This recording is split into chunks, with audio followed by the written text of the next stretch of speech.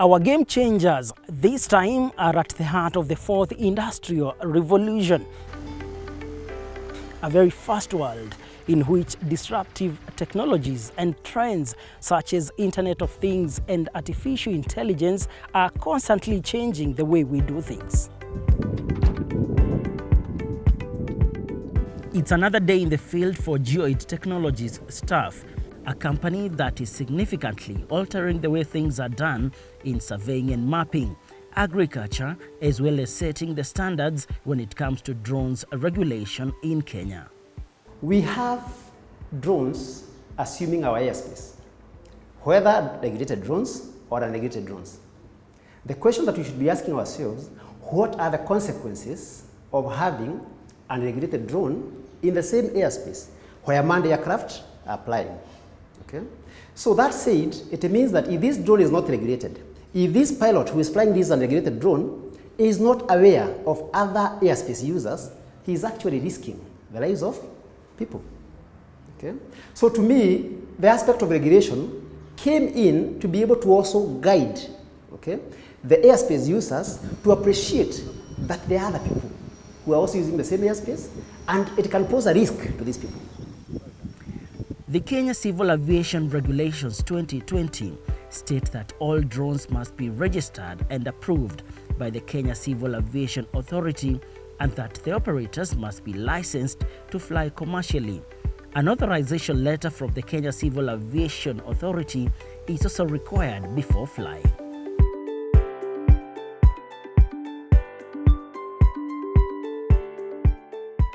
If you're drawing money from any filming job, you need to have what we call an ROC. An ROC is a remote aircraft operator certificate, all right? And these certificates now enables you to conduct commercial drone operations. So what we've done through an understanding with the other players in the ROC space is that we provide what we call ROC support. ROC support is whereby you come, we get for you the permits, all right? We also give you a pilot who is qualified to go with you to do your work. But again, that said, we are also urging you to also get your license. It is not expensive. If you look at the long-term effect of not having a license, I think it outweighs you not having it. So, how can one become a certified drone pilot? Well, Geoid Technologies has a certified training academy that gives students premium drone pilot training. For about 2 weeks, the students undergo both theory and intense practical training. I've learned a lot. Vitu mingi hatukuwa tunajua. There's some laws yenye kumbe drones inakuwa na laws pia. Personally sikuwa najuanga kuna vitu kama hizo. Like sikuwa najua a drone must have a license and an insurance again. Ni kama gari. Drone it's a small thing lakini iko na a lot of things. People should learn more about it. Hii field iko na mapping, iko na agricultural drones. So for me, I'll go to survey and little bit of agricultural drone. Yeah. It's an open field. It's a new field. Watu si wajakuwa wengi pase. For me, I'll choose Geoid because it's they have friendly staff starting from the general manager to the junior officers, which it's nice interaction with them and it's easy to learn in a good environment. I have learned that to successfully and safely fly a drone, there are some documents that you need to come up with. You need an RPL, which is valid for 24 months. You need an ROC, that is issued by KCA to give you permission to operate the drone. The drone needs to be insured.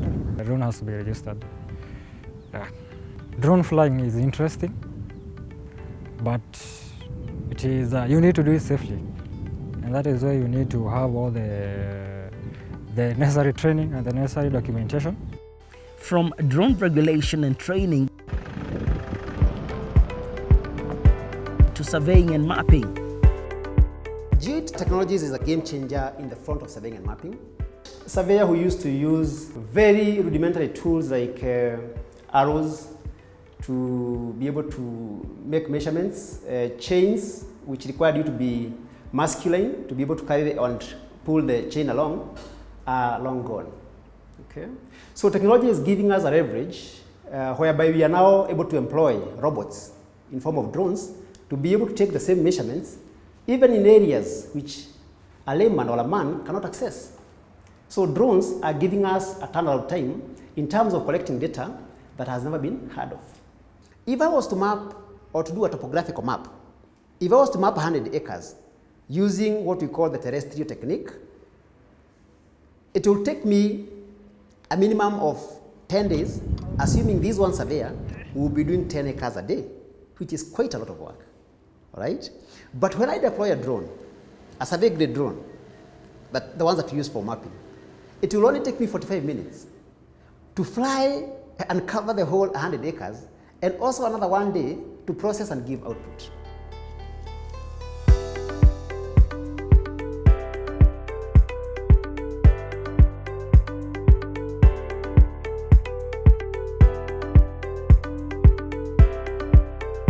Moving to start point.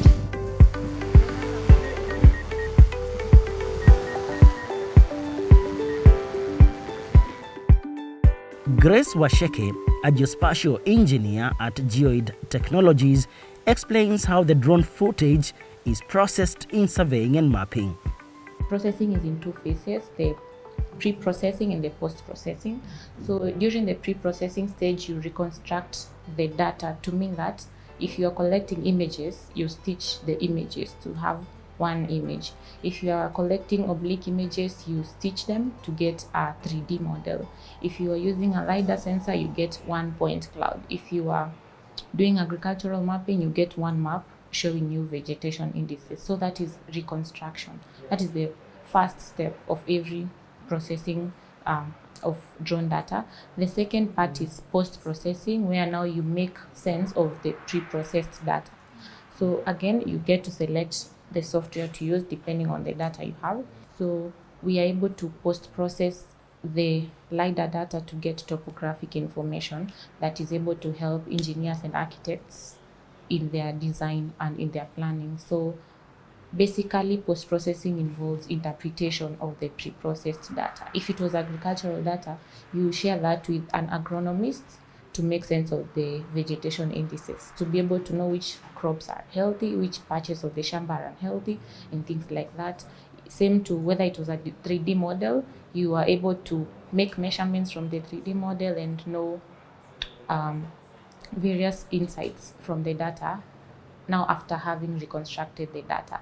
The final step is sharing or dissemination of the data, which you have interpreted. And again, that is very variant depending on the needs of the client. The client could be needing a drawing, so you just share the drawing. The client could be needing a report, you share the report. The client, of course, you have to share the imagery you collected for visualization and anything else that the client may be wanting.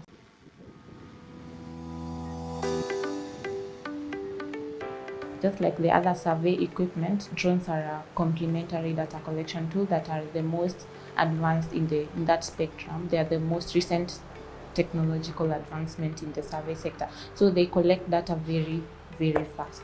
So that really reduces the downtime for data collection, and that makes the data collection process cheaper, because if you can collect data in a shorter time, you have reduced the resources you would otherwise require. And then the data collected by drones is very wholesome in that it can be able to reach areas that a human being cannot reach. So you get data for areas that are inaccessible. As Solomon Kariuki, the managing director at Geoid, takes me through the different types of drones, I'm curious to know how the drones used in surveying and mapping are different from the ordinary filming drones. This is an enterprise drone. It has got what we call a hot swap batteries. That means there is no downtime. Okay? By the time it is coming back for refill, you will not have to power off the aircraft. Okay? You just remove one battery and replace with a new one at a time. Then you're able to send it back instantly. The other component that it has is the ability to be multi-payload. Multi-payload means that you can actually change this camera that is already installed and plug in another one that has got a different use. What am I saying? I'm saying that this is a survey-grade camera that is already installed. It has got a LiDAR camera. Okay? Let's say, for instance, you want to do something with the thermography. You just need to come and now remove this camera, because you can actually extract it and deploy now the camera for thermal purposes. Okay. All right. So that gives it a bit of flexibility, unlike this one, which has got a fixed camera. Okay. How much is that? This one, the whole component, because it comes with its own control station, will range between 5 million to 6 million. Again, depending on the number of batteries. Besides surveying and mapping, Geoid is also using drone technology in the field of agriculture.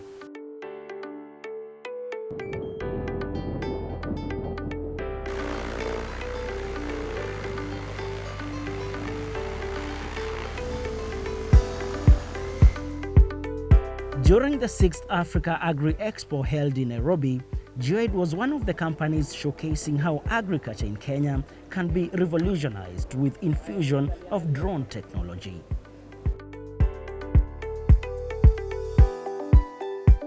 So we have brought with us some of the spraying drones that can be used again to spray liquid pesticides. We have some drones that can maybe broadcast fertilizer, the granule fertilizers. And again, these technological methods are proving again to largely impact the farming methods of the Kenyan farmers, even in terms of weed estimation practices, and again also in terms of smart farming and what we call precision agriculture. So I want you to take this drone as a vehicle, yeah? It's more of something that carries another thing to be able to now perform its function. So the drone is just a vehicle that is enabling farmers to maybe carry their pesticides, because once you have pesticides on the, let's say on the drone, now you can use it as a knapsack sprayer. It's just a flying knapsack sprayer, but with more precision and more capabilities as to the conventional maybe spraying methods. Let's say using a normal knapsack sprayer, it might take a farmer up to 45 minutes to spray something like 5 acres, right? But with a drone, we take 7 minutes to spray the same amount of area. So that means it's very, very efficient in comparison now to those conventional methods. So this is just an add-on to improve maybe their farming methods. The world is changing, and so should we. If at all, we have to remain in business. And that's my take home from today's episode, courtesy of Geoid Technologies. For Game Changers, my name is Elijah Mon.